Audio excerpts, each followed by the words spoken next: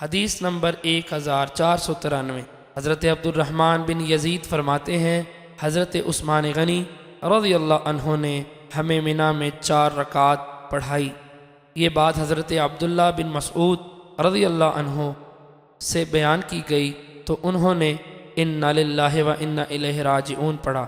پھر فرمایا میں نے رسول اکرم صلی اللہ علیہ وسلم کے ہمراہ منا میں 2 رکعتیں پڑھی ہیں۔ حضرت ابو بکر صدیق رضی اللہ عنہ کے ہمراہ میں منا میں 2 رکعتیں ادا کی، اور حضرت عمر بن خطاب رضی اللہ عنہ کے ہمراہ بھی منا میں 2 رکعتیں پڑھی۔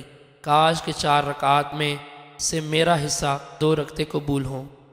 حدیث نمبر 1494۔ ایک اور سند سے بھی اس کی مثل مروی ہے۔ حدیث نمبر 1495۔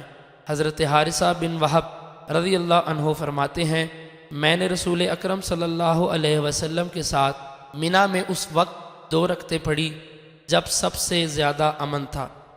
حدیث نمبر 1496۔ انہی سے مروی ہے، فرماتے ہیں میں نے رسول اکرم کے پیچھے منا میں نماز پڑھی اور لوگ پہلے سے زیادہ تھے۔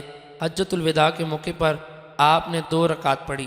حضرت امام مسلم رضی اللہ عنہ فرماتے ہیں حارثہ بن وہب خزائی حضرت عبداللہ بن عمر بن خطاب کی ماں کی طرف سے بھائی تھے۔